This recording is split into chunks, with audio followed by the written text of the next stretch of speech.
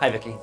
Thanks Hi. for sitting down with us and sharing a little bit about the Every Child Initiative, something that the Lord has done significant and beautiful work through. So really glad to be talking about this with you today. Can you just maybe share with us, what is the Every Child Initiative?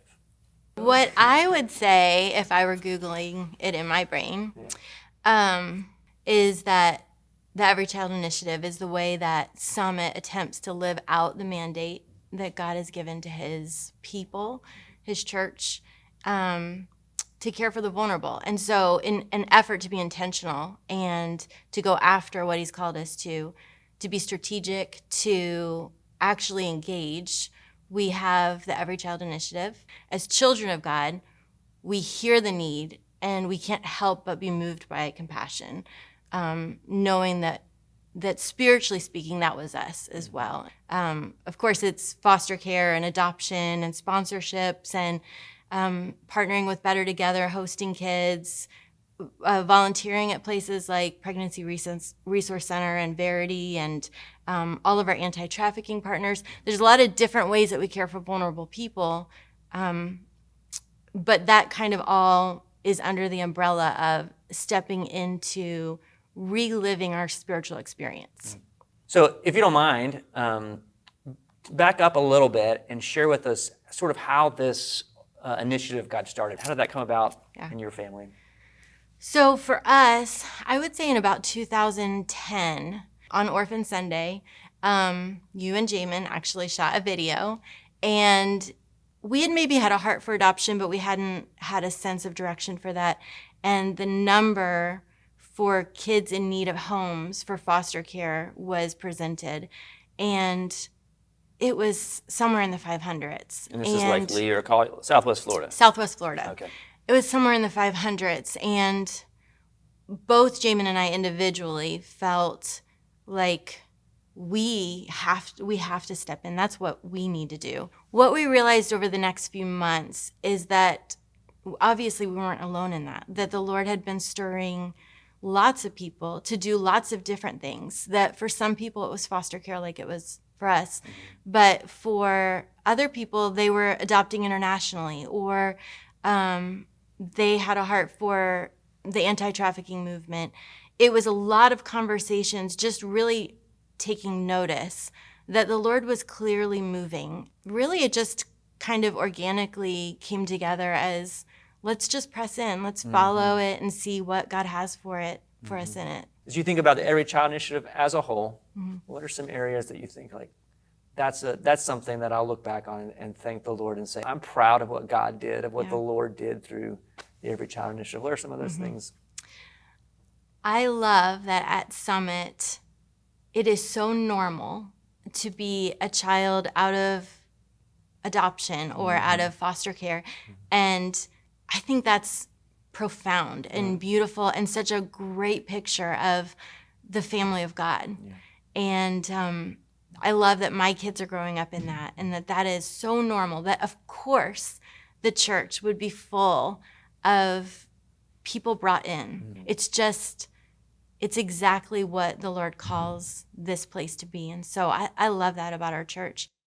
I also know that adoption and foster care, those are really unique callings. Right. Not everybody, even at Summit, who plays a part of the Every Child Initiative, which hopefully is all of us in some way, is necessarily called to bring a child into their home. So maybe talk about some of the other ways how Summit can be a part of the Every Child Initiative, specifically if they're not maybe called, at least at this time, to bring a child into their home. Yeah.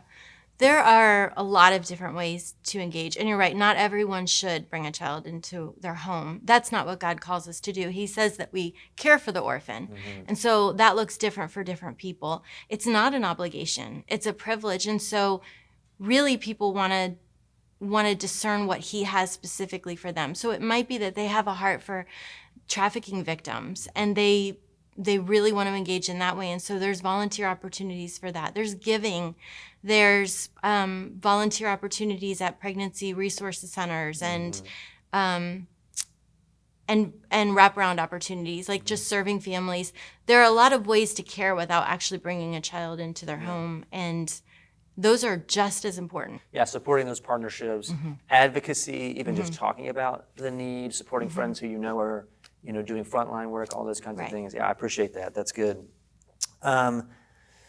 What are some of the obstacles you've seen as we've tried to, roll out this initiative over the last 12 years or so? Yeah.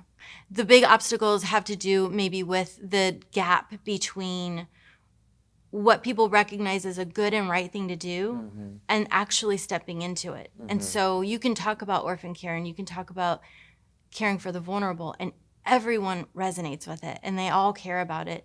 But actually stepping into it is a whole different thing. And I think there's a couple different reasons why. I think we tend to let our worlds get too small.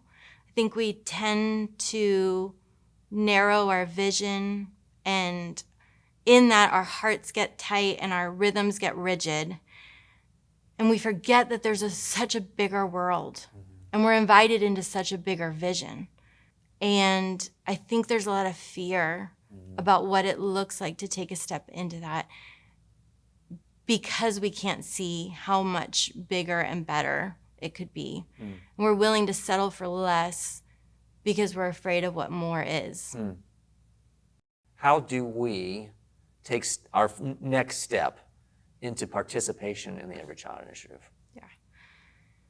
The next step is to pray and to ask, because you want to step in the right direction. And so it's not just about taking the next step, it's about taking the right step in the right direction. So I would say the first thing is to pray and ask the Lord to give you a heart for which need.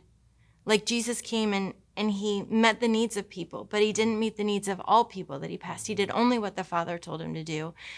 And that's the example we have, is to do only what the Father tells us to do, because the need is overwhelming, but the call isn't. The call is particular and specific to each of us. And so what he has for us is the right fit. And so we want to discern what that is and not go outside of it, not feel a pressure or an obligation to do anything that he doesn't have for us, because what he has for us is best.